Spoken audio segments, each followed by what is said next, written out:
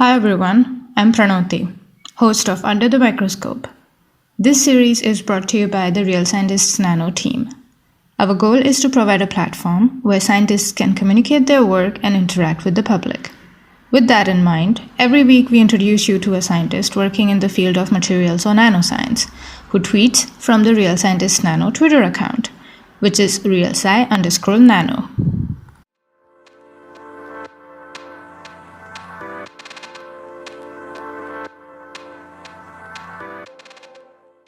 Hi everyone, my name is Pranoti and I am your host of Under the Microscope podcast. And today we have with us Luis de Jesus, who is an assistant professor at the University of Buffalo in New York, close to New York. 20 kilometers, I'm going to keep remembering that, 20 Yeah. kilometers west of New York. Hi, Luis. Yeah, well, I mean, it might be more than 20 kilometers from the city, right? Like, so the state of New York is a very big state. We are actually we're like 20 minutes from Canada is where we are. Like, 20 minutes from Canada, right? Oh, okay. I hope people forgive me for my. yeah, it's fine. Like, it's, I mean, Western New York is it very interesting because again, University of Buffalo is a state university. It's the state university of New York. And it's on an area or it's on a side of New York that people don't think because when the society, I guess, says New York, they always think about the city. Manhattan. And that's like Manhattan, yeah, Brooklyn, Bronx, right? Like Central Park. all Queens, right? Like all that area, especially with Marvel and Spider-Man being a New York superhero, Of course. right? Yeah. It's on the east or that's the east of the state of New York. East of the state. If you drive 7 hours west, then you get to Buffalo. Well, I didn't say 20 minutes by which mode of transport, so maybe with like a jet or something. Sure, yeah. Yeah? If you get a nice plane, yeah, it's where the Niagara Falls are. We are closer to the Niagara Falls than to Manhattan. Yes, Yeah? Okay, perfect. we are. Yeah. Geography lesson for the day done. Check. Okay, let's talk about your science and your journey to become an assistant professor now at Buffalo. You mentioned in the short podcast that you're from Puerto Rico. How does a kid in from Puerto Rico, become an assistant professor at the University of Buffalo? Tell me. That's a very interesting question. So, story goes, legends tell that I used to be very curious when I was little. My mom had this story of one of my first experiments being checking if the light in the refrigerator would keep on when you close the door. And I would like very simply open and close the door, notice the light change. It's like, oh, that's interesting. What is happening here? Until I find that button that actually controls the turning on and off of the light. And that was like my first experiment ever. And but there, I was privileged enough to have parents who noticed that and try to see like where in the sciences I would go. So I had like the opportunity of having like a science kit for like doing simple chemistry.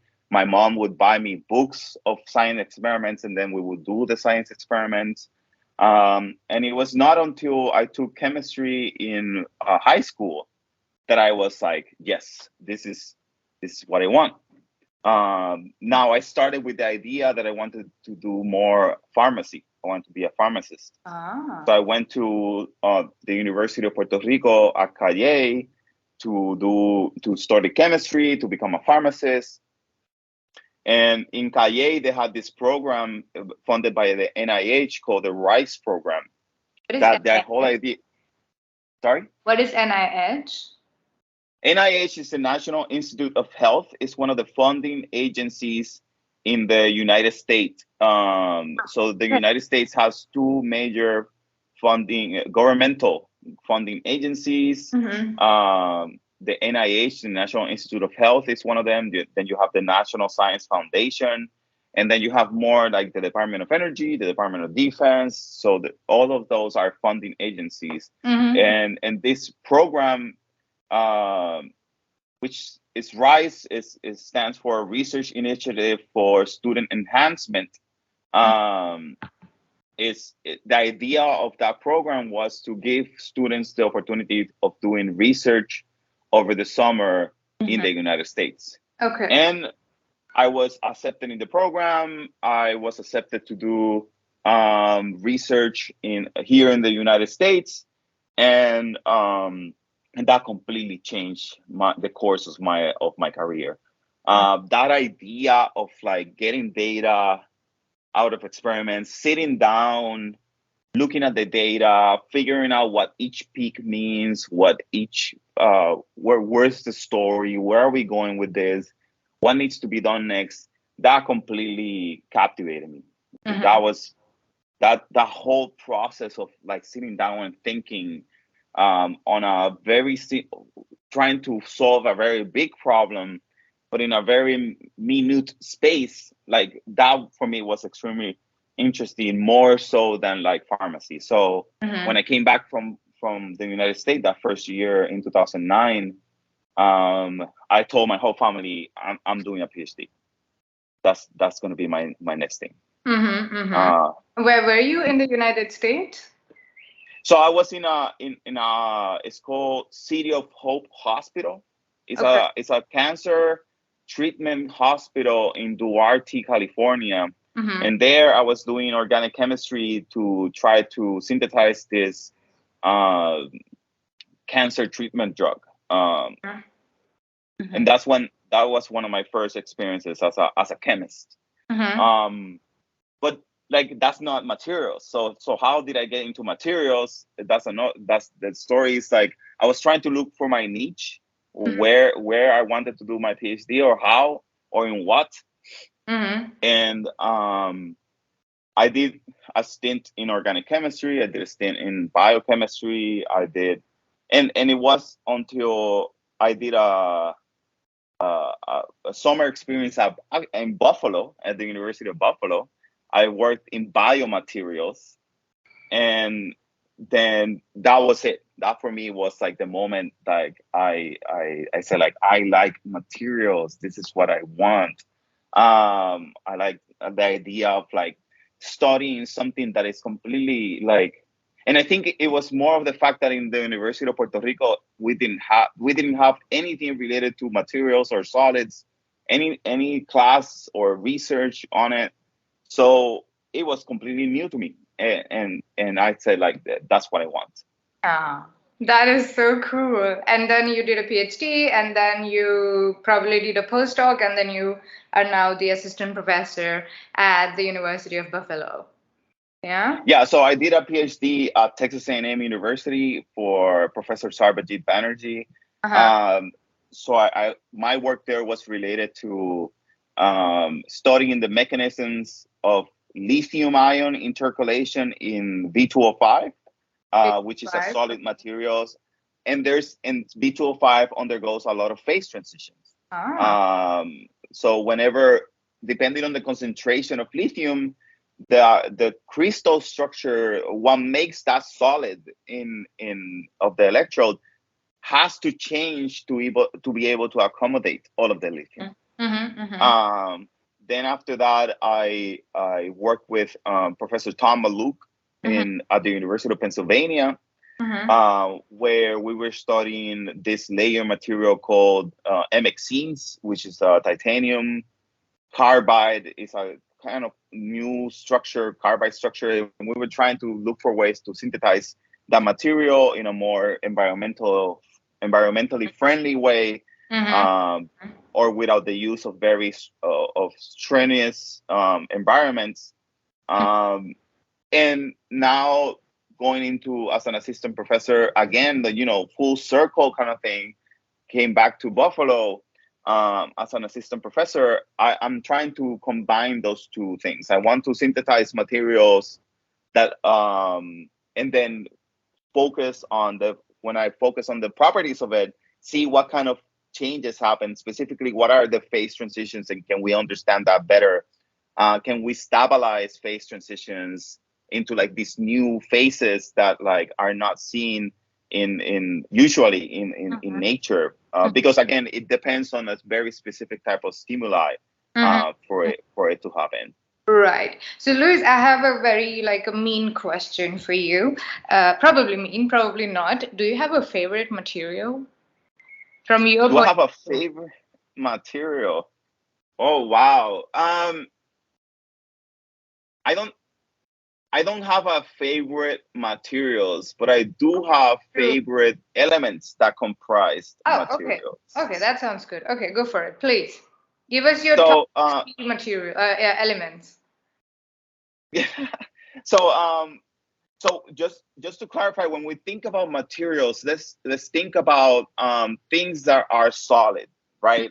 And more specifically, let's think about like things that are solid that do a specific like function.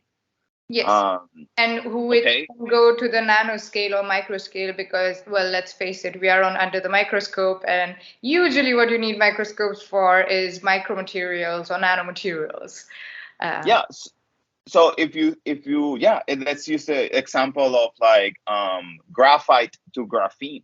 Right, like so you take off the layers of graphene within graphite until you get like a close to single layer material. You get graphene, the properties changes.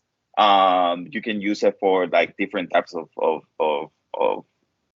either semiconducting chips, or like if you want catalysis, if you want to trap things, right?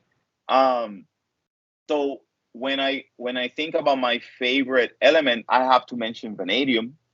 So vanadium is an extremely versatile element. It can have like it has a gamut of oxidation states. So that changes the type of bondings that it does. It has a you can have different type of like elements be bonding with vanadium. So you can have just like this very beautiful combination of materials that can be formed, vanadium oxide, vanadium sulfide, right? And so vanadium for me is very close to my heart because of, thanks to it, I got my PhD, so to speak. Right. So do you celebrate on the 5th of November? Sorry? Do you celebrate on 5th of November? Do I celebrate the 5th of November? No, I don't celebrate the 5th of November in that way. Okay. Okay, sorry, that was a really, really shitty joke. Sorry, I take it back. No, why? No, don't take it bad. It's good. It was a good one. Joke. Yeah, it was really good. Yeah. But more than that, so one thing that I want to explore as an assistant professor is what is known as high entropy alloys. And in high entropy alloys are materials that have like 5 or more transition metals. Now you're giving me a material class, Luis. I asked you for materials, and then we said elements. Now you're giving me like material class. I see what you're doing there. You're not picking your favorites. Vanadium, we have one, but well, let. I mean, the thing is, it's not easy to pick a specific material. Because of the reason of there's not one material that is a panacea, right? There's not one material that solves all the problems. Isn't graphene doing that? Is it? I mean, I thought graphene is doing that, right? That's the. Well, graphene has been suggested to be doing that, but is it doing that? No. Yeah, they claim, exactly. They claim, and but there's so many things that you can do with graphene. Graphene is a beautiful material, but it's not a solution. That's why, for example, graphene. One of the idea for graphene is combining it in a heterostructures with other layer materials like hexagonal boron nitride, molybdenum disulfide, right? Yeah.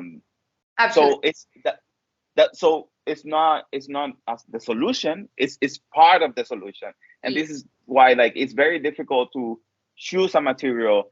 I can be biased towards like an element like vanadium, but when I think about like how can we solve the big problem, it's I need to expand that like palette of Absolutely. materials. Absolutely. And then as a scientist, go under the microscope. See what I did there? See what I did there? I like that. I like and explored, those singular changes that occur.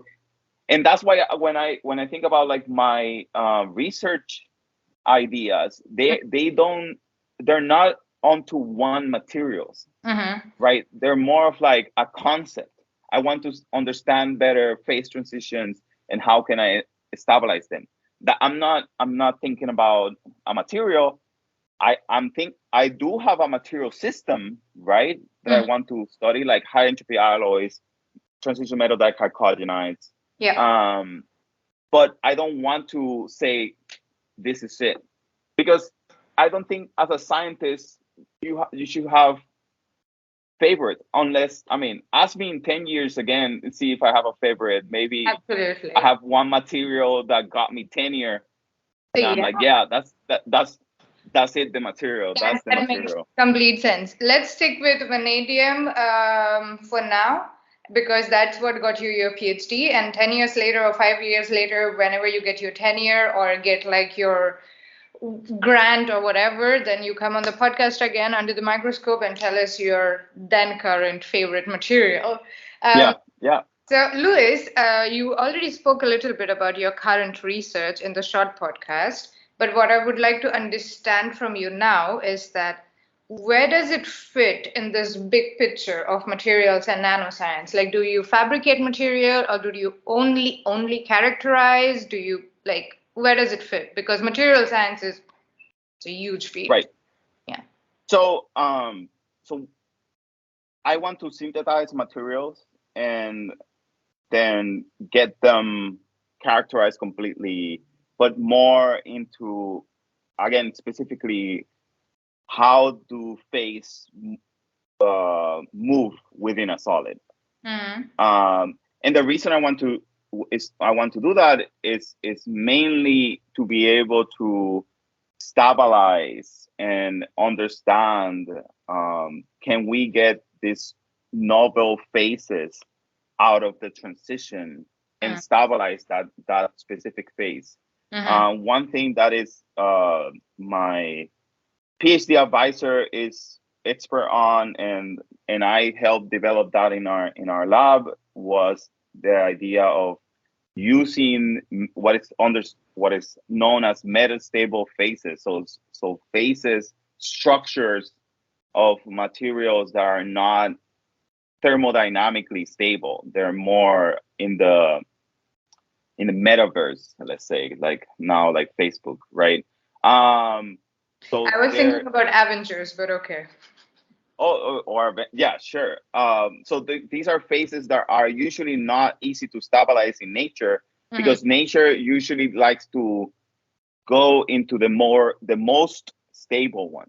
But the way that we're thinking about stable phases have changed a lot thanks to nano. So now, when you take a material that is in the bulk, so micrometer size, and now you drop it down to nanometer size, you can kinetically trap metastable phases, depending on the stimuli that you do to that specific material. And this is my PhD advisor worked on vanadium oxides and a lot of oxides, like basically vanadium oxide, hafnium oxides,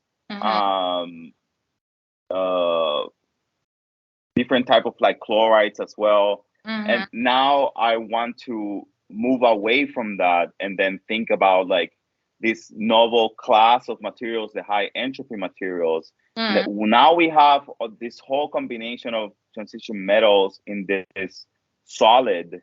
It's very well known that there's phase transitions that happen with it. I want to defocus into from the crystal, from the actual solid, and then refocus into the electronic structure or the actual bonding that is happening between these materials, Right. or these elements within the solid. Okay. Okay. Yeah.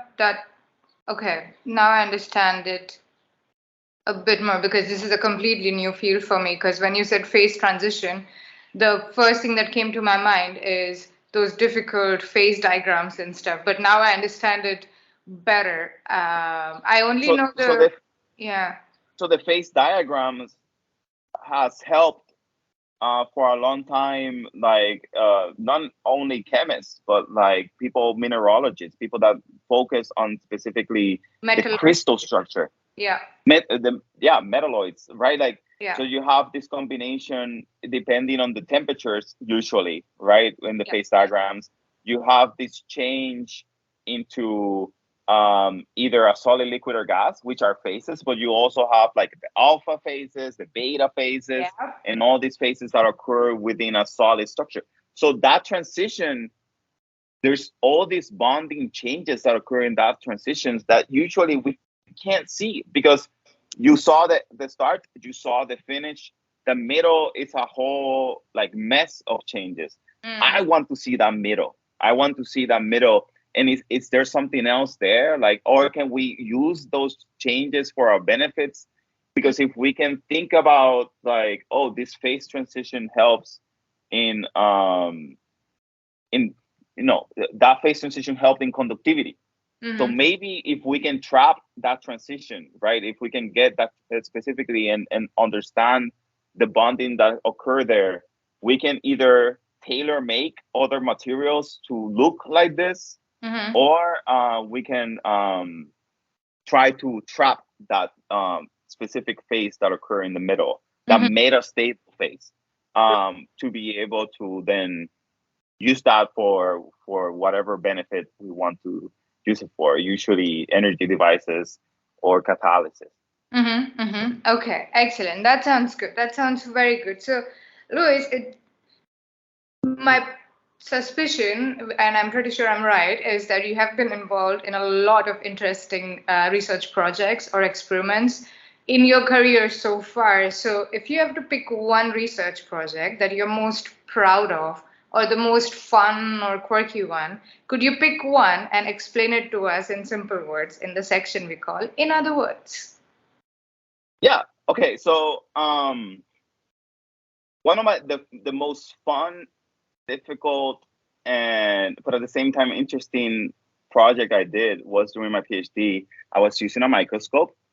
It's called an X-ray microscope. So specifically, it's a scanning transmission X-ray microscope. Scanning transmission. So okay, STXM. XTSM. Interesting. Okay, I know EDX. I know SAX, SAXS, but you were using a very, very new combination of letters for me. Okay. Scanning, transmission, X-ray microscope. Okay, so let's digest that a little bit before we go into the details. Please. So it's a microscope, right? So we're looking into something very small. Right. Right? Yeah. Easy. It's X-ray. So instead of using sunlight, or using electrons like they do in like EDX mapping, or in TEM, so transmission electron, we're using X-rays. So for this, you have to go to a synchrotron. Right. So a synchrotron is this facility, right, that takes electron almost to the speed of light, and every time the electron curves, it emits X-rays. Right. So you use those X-rays to then power, or to be able to see them as a microscope. So the synchrotrons are the ones that look like donuts from the helicopter. They look like donuts from the helicopter. They're and they sync the injection of electrons with electrons that are already in movement to be able to keep that donut powered. Yeah, absolutely. Okay, I'm with you. Okay, X-rays we have, microscope we have. Next. So it's transmission. Right. So your sample has to be thin. It has to follow exactly all the rules of TEM in that sense. It has to be thin because you're using X-rays, and then you basically focus the X-rays towards your sample, and then you're measuring the absorbance that comes out, or the transmission that comes out. Okay. Okay, so if you know the transmission, then you will know the absorption as well. Right, it's exactly. Okay. Right. And then scanning, because for you to generate an image, you have to raster scan. Raster, the thing like a snake. Exactly. So you can see what I'm doing, but on Spotify, you go pixel by pixel from left to right usually, and each pixel will start generating an image depending on the transmission, which then relates to the absorbance. Right. Right. And the beauty of this is that you are using it as a microscope, so you're looking at very small things. Right. But at the same time, since you're using X-rays and you're doing transmission, so you can take the absorbance, you can actually have a spectrum associated to each pixel. That is so cool. Right. So then now you have, all these, like when you do like electron diffraction in the TEM to map, right, to be able, that gives you a lot of information about like the crystal structure. Right. But once you use the X-ray microscope, you get a lot of information about the electronic structure. So about the bonding of that solid, or it could be, if you have a cell, you can do liquids. So it's very versatile tool. But in my case, it was solid. That sounds so cool. Oh my God, that's really cool. So what was your material? So my material was V2O5, vanadium oxide. V2O5, vanadium. We are speaking with the vanadium oxide. Okay. Hey, that's the best one. And I was doing vanadium oxide. I was using nanowires of vanadium oxide.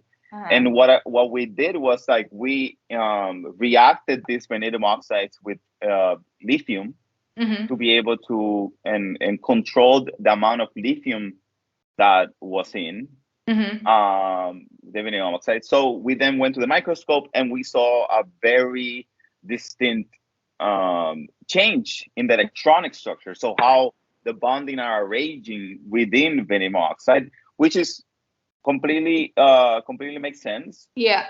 Because like, we know phase transition exists in vanadium oxide, so we know that there was a different phase happening within the material. Now, since we can see pixel by pixel, I was able to develop a map of how of different phases within this one nanowire of V2O5. And it shows domains of like very high lithium concentration and domains of low lithium concentration. That is... So this suggests that there was a difference in how in the speed for a single nanowire reacted in the same conditions as the rest of the nanowire. There are different domains, so that suggests that there's the kinetics, so that the speed at which lithium diffuses or move within the material was different depending on the area. Yeah. And we were able to relate this to a quasi particle known as a polaron. And a polaron is the coupled movement of an electron and a phonon, and a phonon is a vibration of the solid. So in other words, if you have this polaron moving at the same time that you have the lithium moving. And those two movements are concerted. They have to happen at the same time. So if something stops the polaron, it stops the lithium moving. Right. So then you now have these domains of low concentration of lithium. So lithium did not make a well there, did not move into those spaces. Correct. And then areas of high lithium concentration, Mm-hmm. that like where the polaron and the lithium were able to move.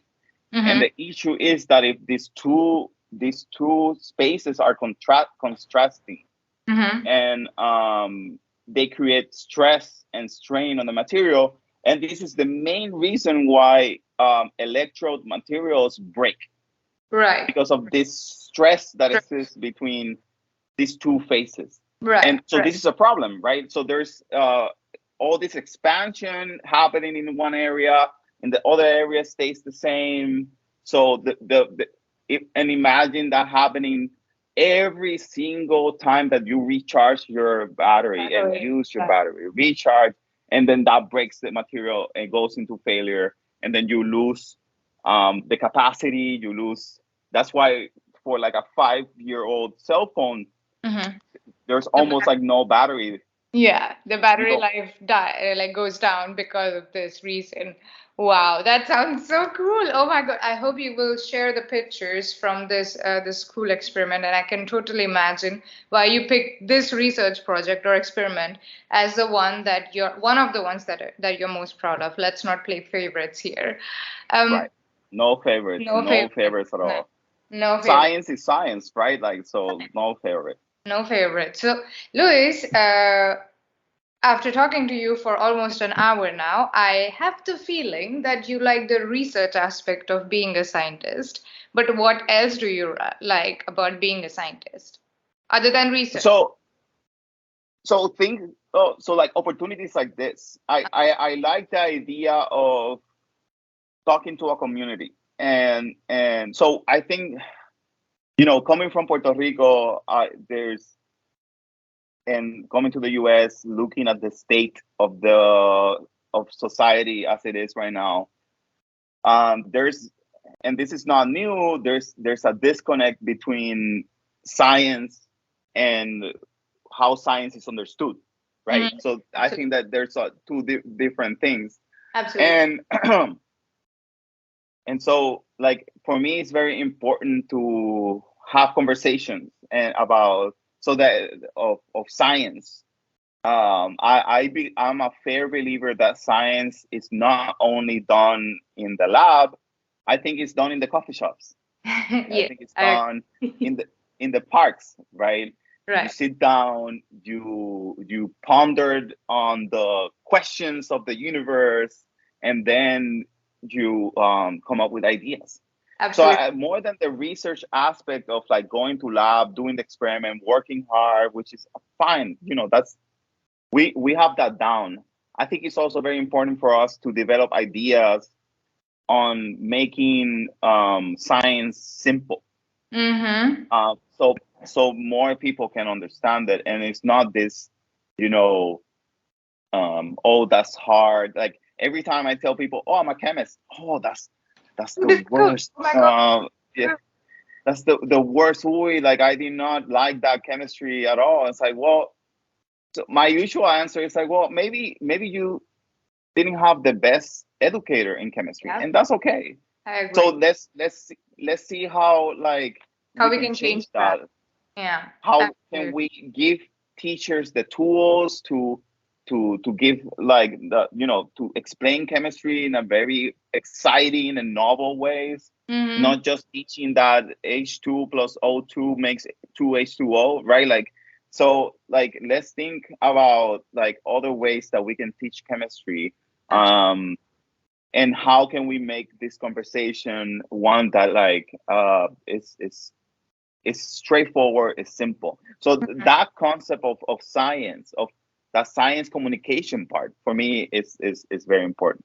That sounds great. We are so happy to have you and have you communicate your science to our community and to us as well. And also, I'm totally like I'm in. I want to go back to research tomorrow. It sounds so cool.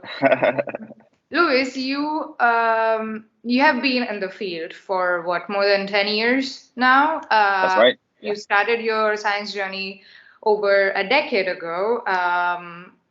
So what advice would you give yourself if you were to go back in time and to the young Louis who was starting his research journey over a decade ago? What advice would you give yourself, or what advice would you give to the scientists who are starting out today? Like any, please share.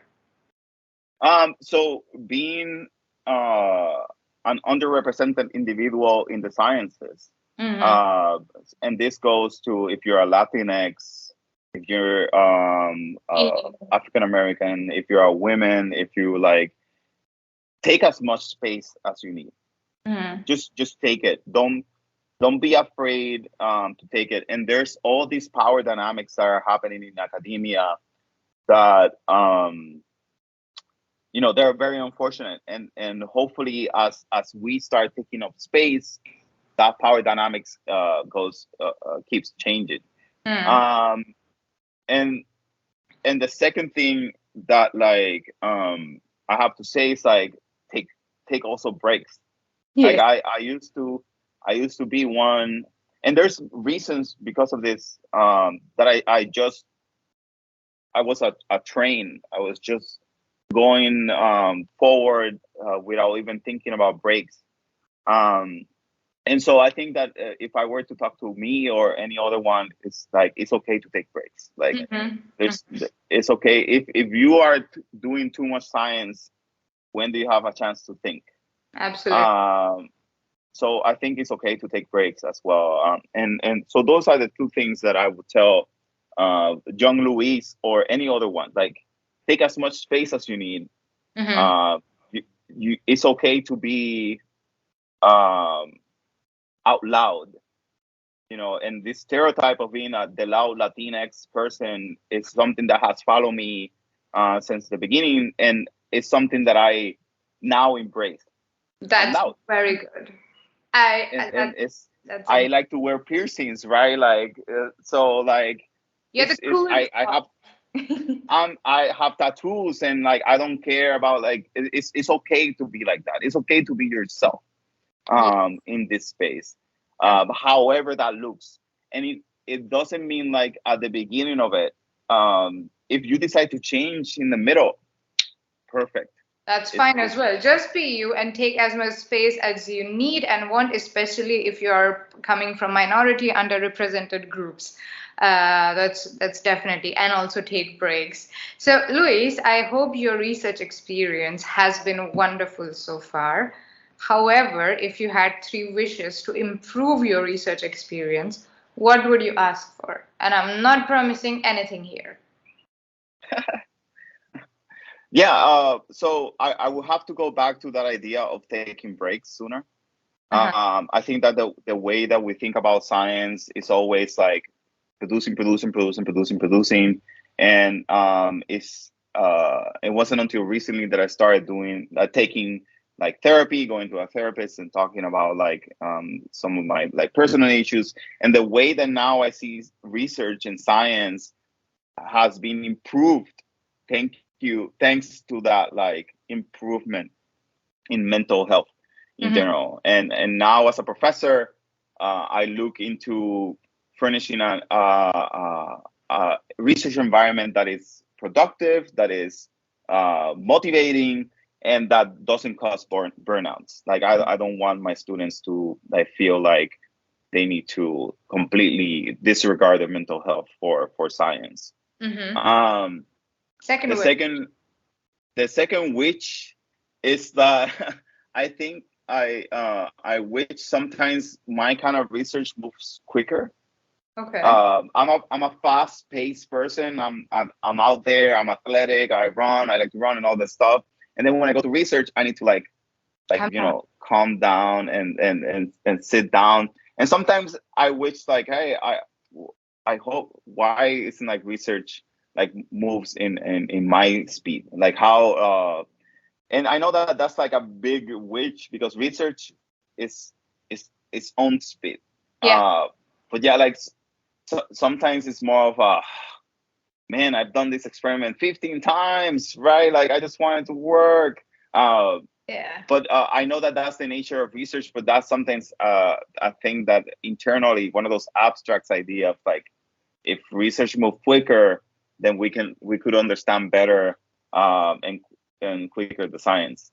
Right. And a third which is more of like I wish that I wish more eminent scholars would be available to meet with like students, postdocs, and like early career scientists. I think there's a way that you can still mentor students that are not your students by just meeting, right? Yeah. By having that opportunity of like getting a coffee with like an eminent scholar. And I'm not saying like, oh, let's meet all Nobel Prizes people.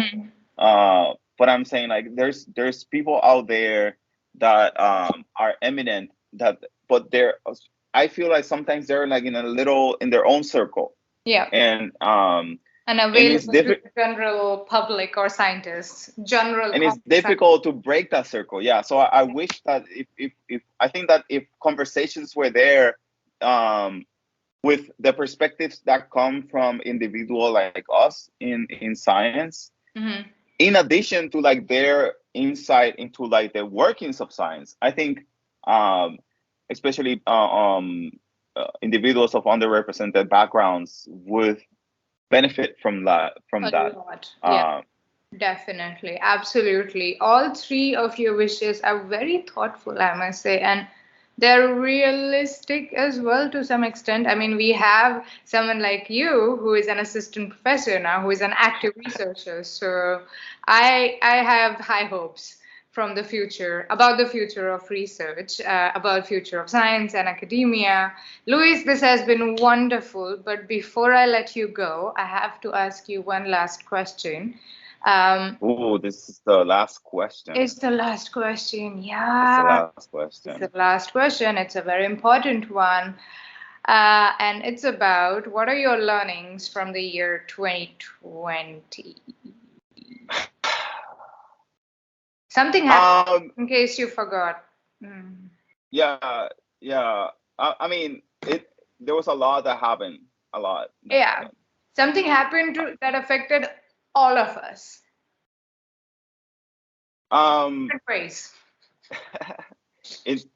Does it start with pan and ends with demic? Or like... Yeah. That's the one. Yeah, that's the one. Yeah. One of the biggest learnings is that we are more connected than we think. So as scientists, it's important to understand that whatever discovery that you make is not only for your paper. It's not only for like your people, exactly. It's for everyone. And there's more people that get more affected by things that happen than others. True. So like we need to look into again going into the communities and looking into serving them as well. What are their necessities and how can we serve them? Absolutely. And finally, that it's okay to take a break or two.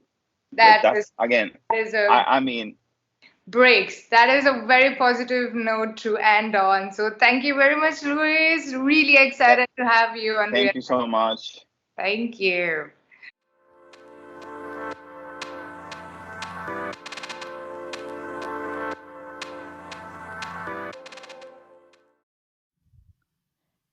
Thank you for listening. This is Pranoti, host of Under the Microscope. To know more about us, visit our website, thesciencetalk.com, and follow us on Twitter at realsci_nano.